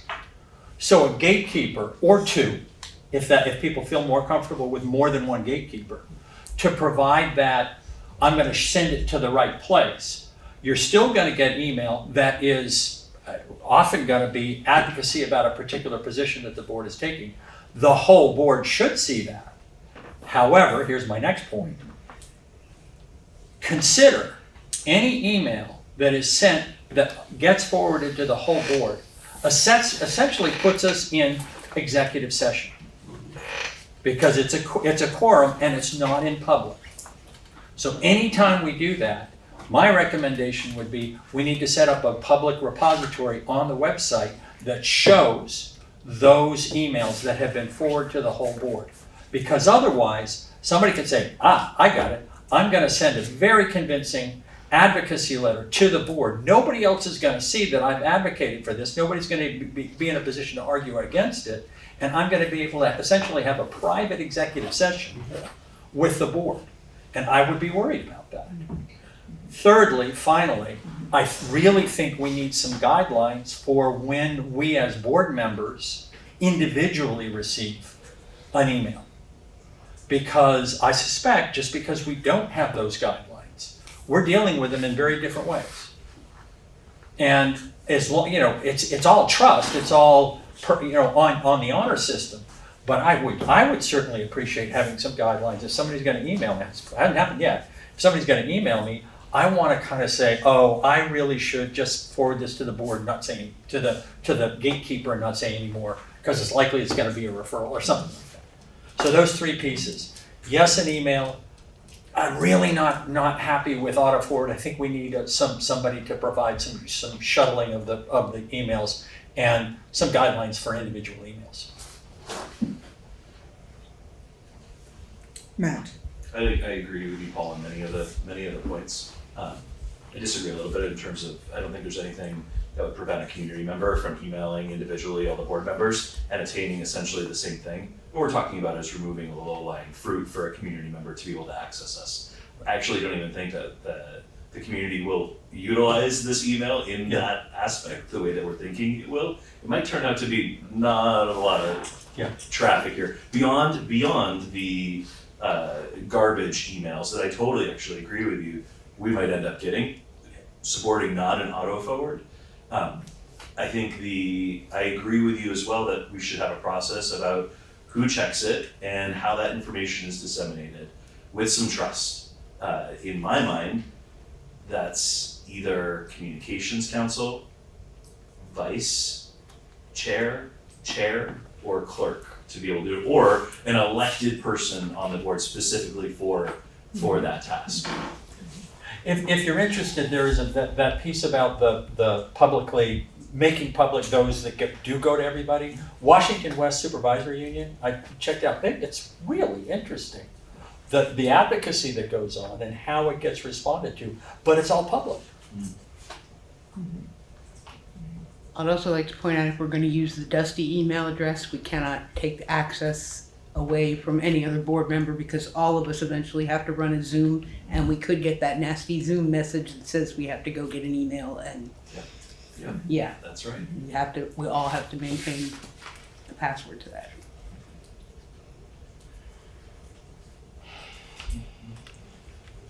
So I'm feeling really fuzzy right now about what we're doing and even why we're doing it at this point. I'm not sure what we're trying to fix. I'm not sure what the underlying problem is that needs to be addressed right now. Yes, Paul. In the way I'm hearing it, and again, I've said this several times already today, maybe I'm talking too much as a newbie, but the way I understand it is we do want to publish some contact information that is, and lets people know this is an official communication with the WSESD board. You do, and by the way, wherever we publish it, this is under open meeting law. This may be, your email constitutes public record and may need to be put on a public website. Kim. But if we're not forwarding it to every member, it's not a communication to the WSESD board. It's a communication to whomever is monitoring it. As representative of the board. As representative of the board. Right. Right. But Designated. But most likely then it's not going to go to the whole board though, because it's just going to be disseminated to the person, the chair, or central office. So a press release that went out, right, just regarding April 25, says any questions, and it had my contact info and it had Ann Beekman's contact info as chair of the WSESU. So does that solve the problem? Jocelyn. So, not to speak for Tim in his absence, obviously, but his original goal, I believe, was that we would all be kept abreast of any incoming issues. That's right. Which was the idea behind the auto forward, as opposed to it going to one person. Right. Because technically, right now, that's what happens now. I may get an email from a Guilford resident. Brian may get the same one, but that's the two of us, right? It's not the entire board. So until I bring it to you, and then you disseminate the information, it's siloed. And I think that was his purpose, was to not have the information siloed in individual emails. Ruby and then Paul. I think that I just actually checked that board email address, the Dusty board email address, and going back almost, probably the last year, the only thing we really get is Zoom contact, like Zoom notifications. But I do think that it's something that I monitor. Even when there's a Zoom notification, I get a little ping. And if there was a ping of someone who sent some email, I think the appropriate action is to actually forward that email to the board with please do not reply all. This came to the attention of the board email address. That has been my assumption all along. And so for me, the fuzziness is, and I've felt this fuzziness since this motion came to the table. What we're doing, I think we're doing the thing. The difference is we could be promoting and utilizing and putting that forward-facing email and encouraging people, if you want to email the board, this is the way. And so from my perspective, we could certainly take action, but I think we could also not take action and still have procedures. I appreciate Paul pointing out that school district that, and I just looked at them, they have procedures and protocols that we could look at. And maybe the communications council is a good, platform or like committee to look at that and then propose what would we do. But I don't know that, I think that the siloing is going, like that happens for sure. I think that we are going to have our individual email addresses and that's never going to change. So it's really just when someone wants to send, I don't want to find who to send it to. I just want the board to know. I think that that email address could work. And I think it could be a good tool on things like press releases and flyers that, that does the same task as putting on the board chair. But when it is an entire board function, why not? Paul? I guess I don't feel like my concern about improperly shared information, and to that I would add information that might prejudice our decisions were some grievance to rise to the level of the board. And any auto forward, this is really important to me. Any auto forward is essentially an electronic executive session because it includes a quorum of the board.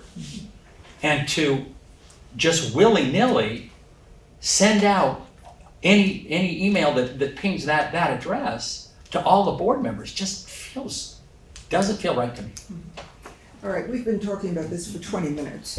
I'm just clocking time right now. Kim? I'd say we send it to the Communications Council to try to, work on some ideas, some SOP, on things and how it would be, how we can check on other boards, how they handle it. But it's too convoluted to make a decision right now. I'm going to ask if can the Communications Council take this on and chat with Jocelyn, chat with Paul, and try and come up with something. Can I just ask, is Washington Flor Diaz Smith? I believe so. Yeah, it's Flor Diaz Smith because because we've chatted with her about what they do there. Okay. I don't think that's the one that I was. I think it's the one I was looking at is the one that essentially has a link to any emails that have been received at that common board. Yeah, it's Flor Diaz. Yeah, Central. It's Washington Central. We just brought it up. Yeah. Okay. Yeah. All right. So, do we have? We're gonna. Last comment, Jocelyn. I wanted to ask Paul for clarification of your concern, so I could understand it with the auto forward as to what is the difference if a community member emails the entire board in one shot. So let's say a community member shares information about a student, about a kid in school that we don't need, right?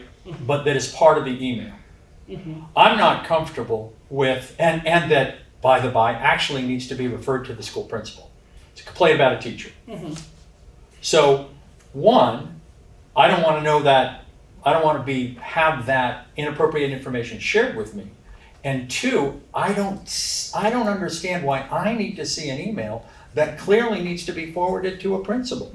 We don't all need to see it in order to recognize, that's got to be forwarded to a principal.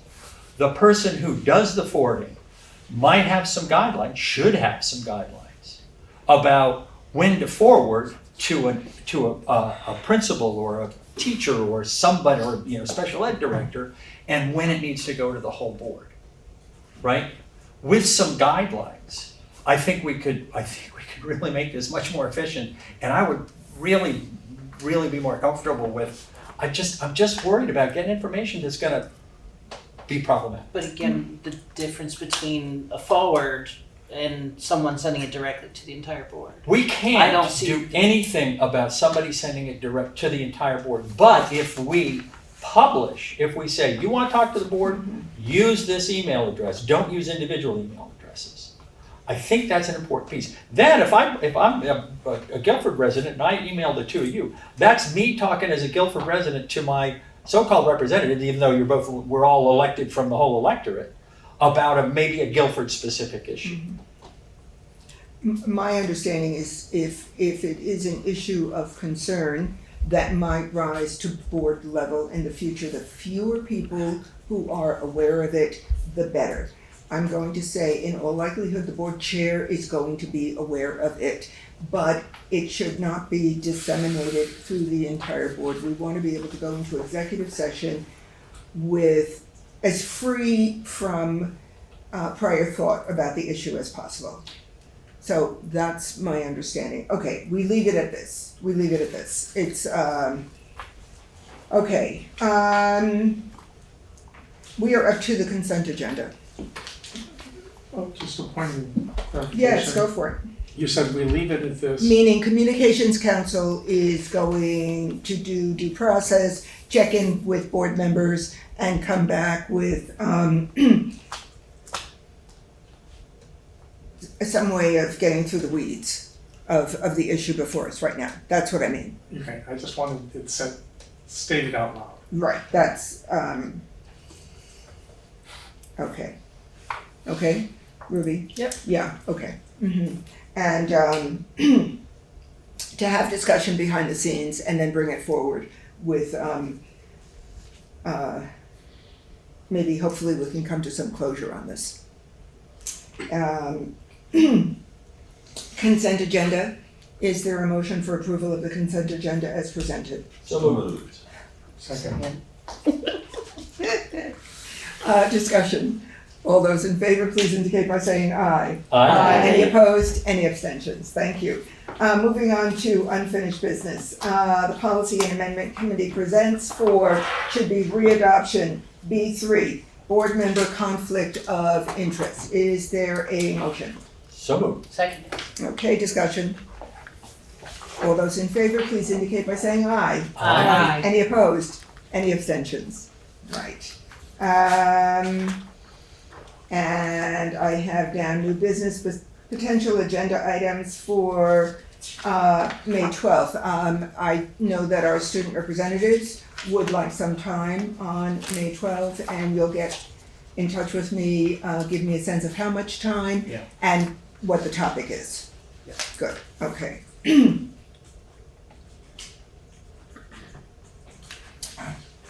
Moving on. All right, we're up to candidates for the position of, the vacant position representing the town of Brattleboro. As we know, we have one candidate, and it is Rich Levy. Thank you very much. And I did present to everyone Rich Levy's statement of intention. And I'm wondering if, Rich, you would like to add anything, or if there are any questions before we depart into executive session on this issue.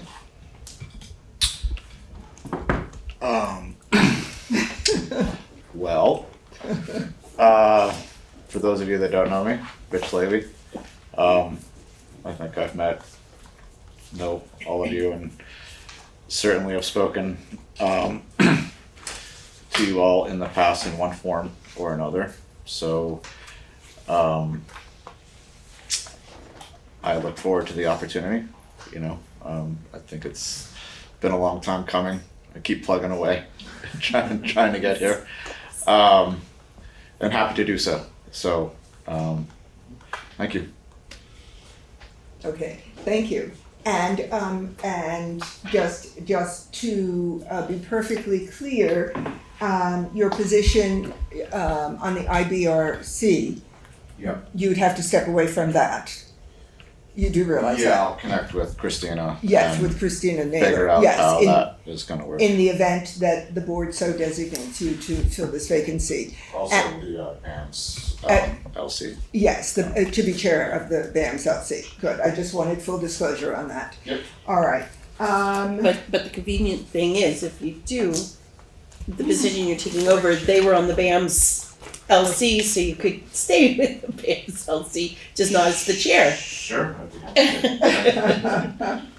All right. With this in mind, is there a motion to enter into executive session under 1 VSA 313A3, the appointment or employment or evaluation of a public officer or employee? So moved. Second. Okay, discussion. All those in favor? Please indicate by saying aye. Aye. Any opposed? Any abstentions? Okay, action anticipated. Yes. We have risen from executive session, and is there, with the understanding that the board has agreed to extend the vacancy for the town of Brattleboro to Rich Levy, with the understanding that he has demonstrated over time commitment to what it means to be a board member, long before being a board member, by virtue of his work on the IBRC during the past 2 years, as well as his ongoing commitment as chair of BAM's Leadership Council. Is there a motion to accept that position? So moved. Seconded. Okay, discussion? All those in favor, please indicate by saying aye. Aye. Any opposed? Any abstentions? Welcome, Rich Levy.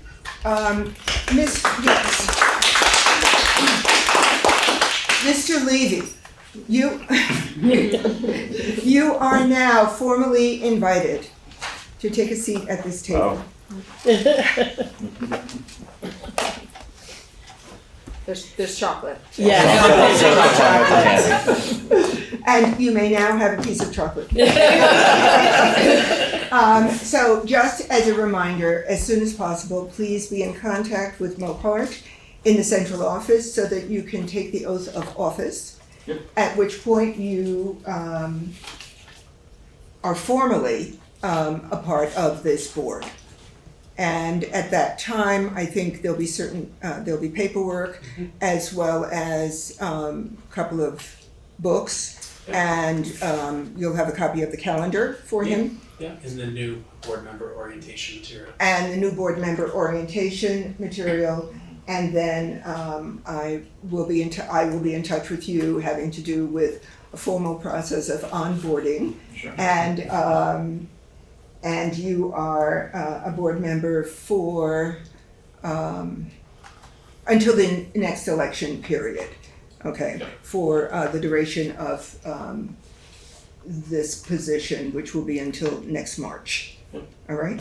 And with the option of running for office and doing you've gone through this before, doing the petition and whatnot in January.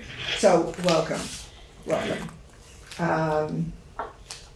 All right, we are now moving on to the next executive session, and again, this will require action. Point of order, if you mentioned that it was under 313A1. So wait a minute, it's A1A. Contracts, right? That is my understanding. The only reason I ask is... Wait 1 second, just wait 1 second, clarification. Mo put the appointment or employment of, it's a different subsection of 313. She put A3. But that was for the board position, what we just... That's for the board position. At the beginning of the meeting, Oh. there was an amendment to add another executive session, which is 1 VSA 313A1A.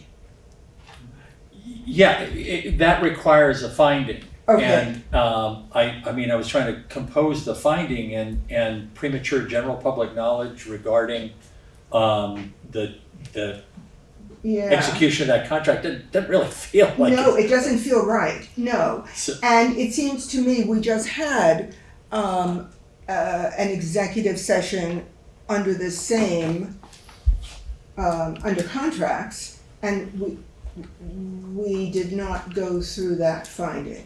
If we were to be creative and consider the leave request an appointment, we could put it under 313A3. It's just that the spirit of the open meeting laws doesn't seem to me like we want it. The appointment, or you saying 313A3, the appointment, or employment, or evaluation? Of a public officer or employee. If we think of I mean, it's just okay. Needing a finding for a question about a leave of absence request just doesn't seem. But I'm just gonna say just because we just did it doesn't make it right. But we just went through another leave of absence request. Did we do a finding on that? No, we did not, and we did it under contracts. Oh, okay. No, I think if we do want to put it under 313A1, we do have to have a finding. So it's two motions. So then we'll do that. Okay. So the finding would be, and correct me if I'm wrong, is there a motion to find that premature general public knowledge would clearly place the public body or a person involved at a substantial disadvantage? Is there a motion? So moved. Can we Second. clarify that a little bit? I'm looking at this sort of guidelines from VSBA, and their suggestion is it should be a little more specific. So I move to find that a premature general public knowledge regarding granting a request of leave of absence clearly places the board at a substantial disadvantage.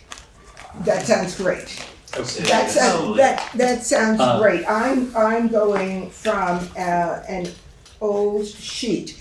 Is there a motion to find that premature general public knowledge regarding a leave of absence would clearly place the public body or a person involved at a substantial disadvantage? Does that clarify it? Yes, okay. So moved. Thank you. Second. Thank you. Discussion. All those in favor, please indicate by saying aye. Aye. Any opposed? Any abstentions? All right. Is there a motion to enter into executive session under 1 VSA 313A1A contracts, inviting in Mark Spino and just Mark Spino? I think so. Just Mark Spino. Is there a motion? So moved. Second. Discussion. All those in favor, please indicate by saying aye. Aye. Any opposed? Any abstentions? All right, we are moving into executive And session. is there action? Yes, I did say that before. There is Right. action. Okay. We have risen from executive session. Is there a motion to accept the administration's recommendation having to do with an employee's unpaid leave of absence for the next academic year? So moved. Second. Any discussion? All those in favor, please indicate by saying aye. Aye. Any opposed? Any abstentions? All right. I do believe that concludes our business for this evening. Madam Chair, there being no further business before this board, I move that we adjourn. Second. Discussion? All those in favor, please indicate by saying aye. Aye. Any opposed? Any abstentions? We are adjourned at 8:22. 8:22 this evening.